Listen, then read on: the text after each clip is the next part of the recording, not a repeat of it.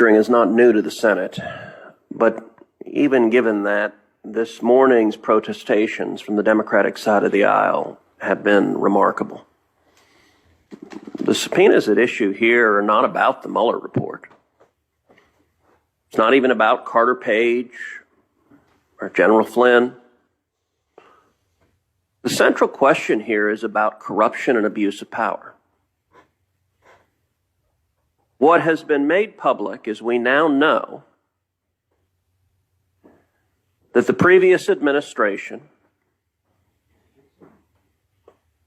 directed the FBI, the CIA, law enforcement, and intelligence to target their political opposition. This committee has now heard testimony that not only did they authorize wiretaps of a senior advisor to the Trump campaign, not only did they send in spies wearing a wire to try to monitor their opponents, not only did they intercept phone calls from a three-star general who was the incoming national security advisor to the new president, not only did they fraudulently create evidence, altering emails from the CIA to the FBI. This is the FBI committing a felony of creating fake evidence because the FBI asked the CIA, was Carter Page working with you and helping the CIA? The CIA said yes, and the FBI lawyer fraudulently altered that email and turned yes into no. Which if anyone else did that in any court in America, they would be put in jail for a long time for fraud. But we also know that this was not authorized. I think Senator Kennedy's right.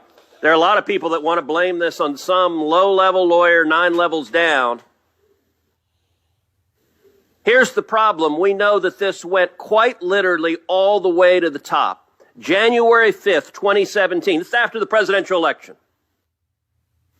This is after the whole world is shocked that Hillary Clinton didn't win, and oh my goodness, Donald Trump is getting ready to be president.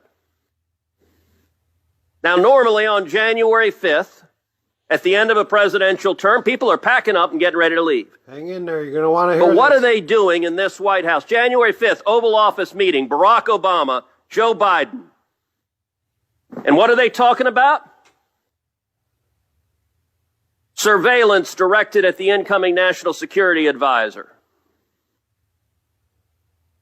What do we know now also? Sally Yates, the acting attorney general, was surprised. What do you mean? What are you talking about, Michael Flynn? Well, it turns out James Comey, the FBI director, was directly briefing President Obama. Sally Yates has said she learned about it from Barack Obama. Picture this for a second.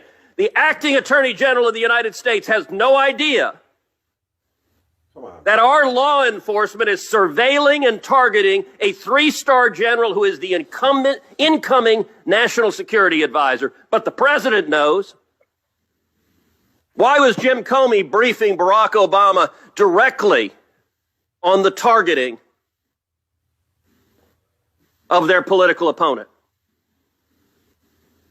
Senior senator from California asked, why is Jacob Lew on this list? Why is Samantha Power on this list?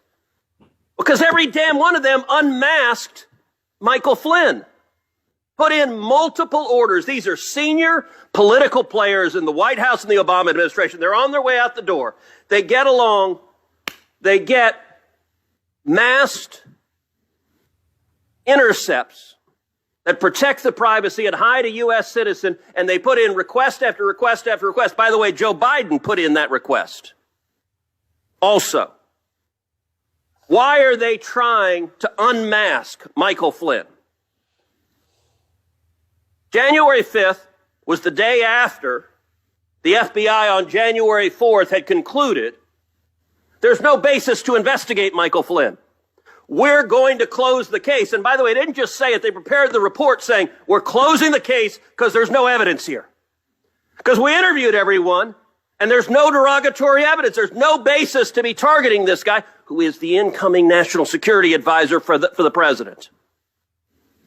January 4th is when the FBI says to close it. January 5th, there's James Comey in the Oval Office saying, we're going after him. We're going after Michael Flynn. And by the way, 15 days later, January 20th, look, there is in this room probably 500 years of government experience.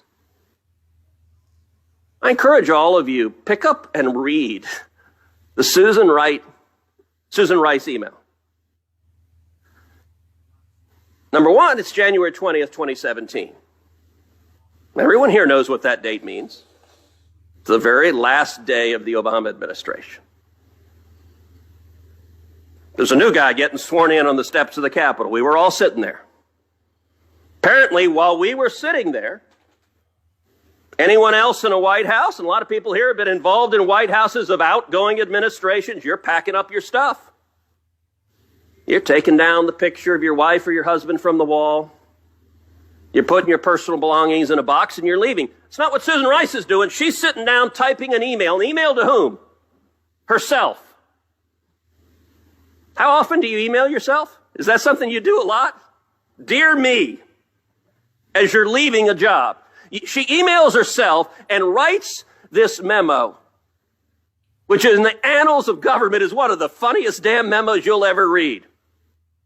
Dear me, the investigation of Michael Flynn is by the book. Let me be clear, it's by the book.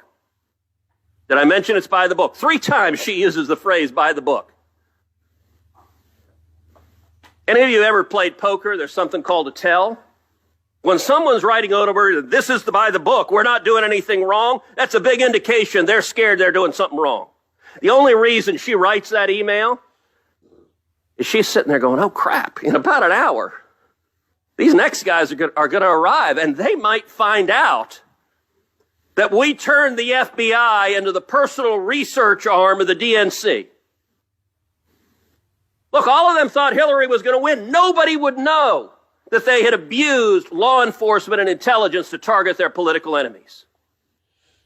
She writes this memo. By the way, ain't nothing by the book if on January 4th they say we're closing the investigation because there's no evidence. And January 5th, the FBI director is in the Oval Office with the president saying, hey, we're going after the guy. There's no book that lays that out. And what's astonishing is not a single Democrat here cares. Not a one of you is troubled. Or at least you won't say it publicly. Now, I get it. It's an election year. Joe Biden's your nominee. For God's sakes, you don't want to uncover something that shows that Joe Biden was part of corruption. Barack Obama, I get it, you revere. You don't want to reveal that he was involved in the corruption, and you can't reveal Joe Biden was. So yesterday's hearing, we got Rod Rosenstein, the number 2 guy at DOJ, who on every answer is like, I didn't know.